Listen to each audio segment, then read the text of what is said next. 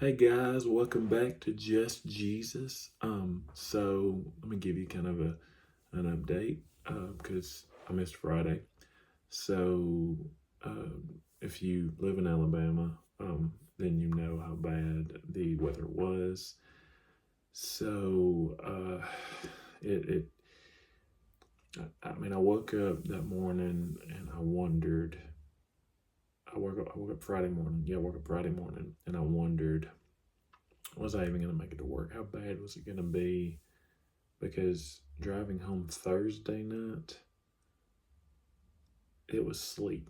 Sleet was falling, and eventually it was falling hard. Um, as I was driving home, basically down 13. Once I got past the gas station and I was headed down 13, that's when the sleet started to fall. And the further and further I got toward home, the harder and more sleet fell until eventually the sleet was starting to stick to my window. Um, so yeah, her eye rather, excuse me, was wondering how the next day was going to go. And the next day came, and I kept looking outside, and I did take my dog out to go to the bathroom and stuff, and I was just basically because my mom was still home and she didn't go to work because the trucks, she works for Frito Lay, and the trucks didn't show up, so she couldn't go.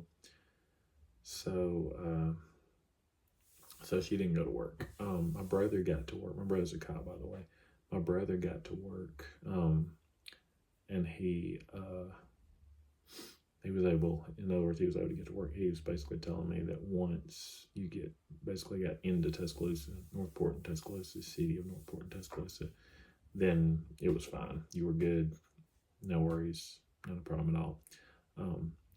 So I took, I got ready once it was like my time to start getting ready for work. And I also started getting ready early so I could leave early just in case I would have to have driven slow. I drove 50 miles an hour. I was able to sustain the vehicle on the road safely at 50 miles an hour, or so I thought.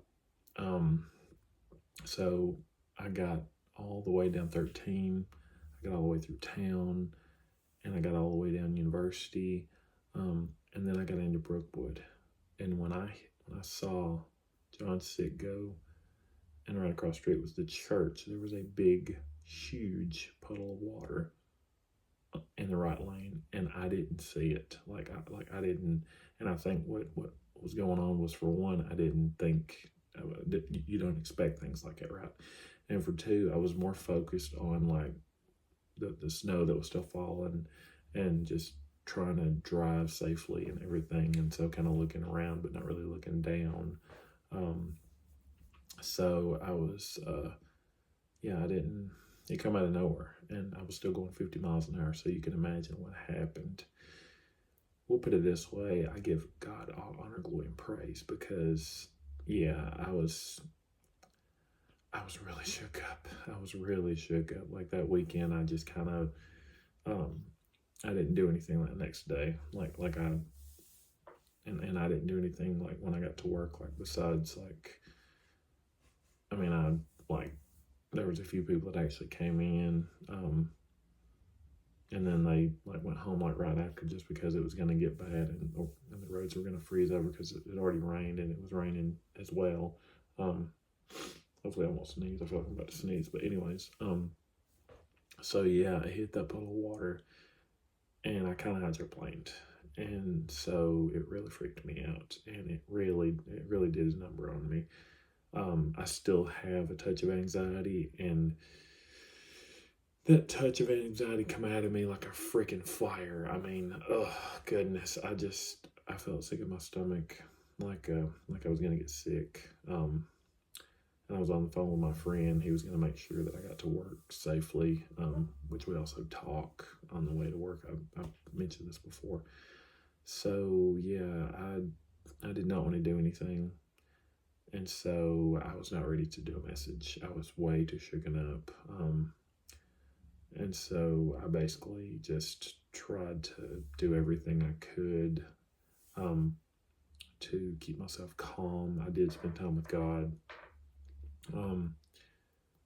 But at the same time, when you go through something like that, trying to concentrate on like reading, especially the Bible, or concentrating on prayer, it's not easy. I did my best, but it's not easy.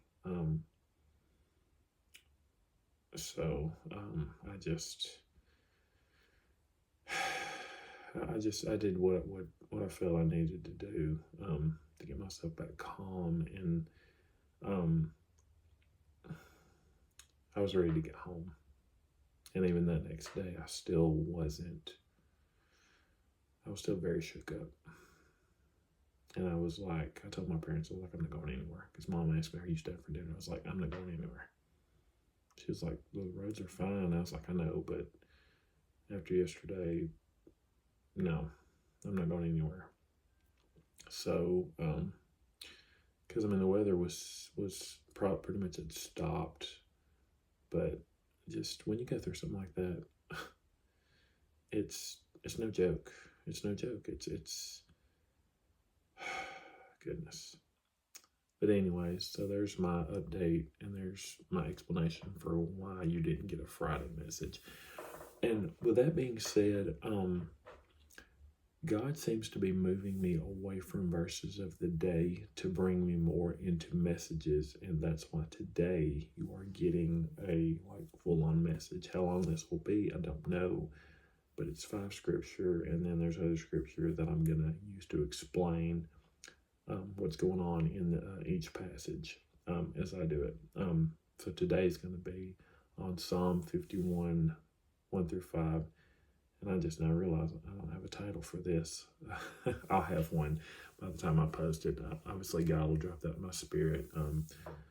I think obviously I was just really focused on this. I think this was the most focused I'd ever been on a message. And I think the thing was too, is because this one is very relatable to me, and not in the sense that David was what he went through, but just in a sense to where this is my prayer every day. This is how I pray to God every day. This is like how I start my life, my prayer off with God every day is Psalm 51, and Psalm 51, 1 through 5.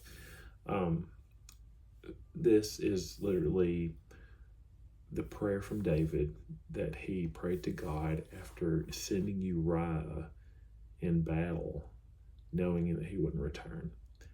And he did that because he wanted to take Uriah's wife, and he knew that the only way that he could do that, which is Bathsheba, by the way, was to basically send him away and have him killed. And then it's like, oh, okay, then it'll be okay to take her as my wife. But he basically murdered Uriah in cold blood. And it wasn't just that. Even before this, he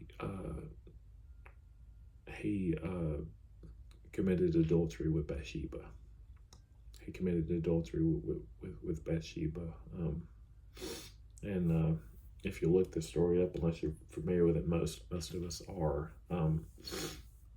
then it's a good story because David is a man after God's own heart, and he is described of that in the Bible.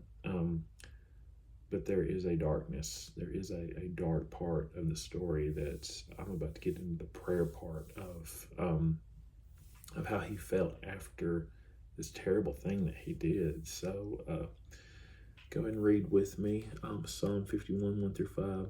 Starting in verse 1, have mercy upon me, O God, according to your loving kindness, according to the multitude of your tender mercies. Blot out my transgressions, wash me thoroughly from my iniquity, and cleanse me from my sin.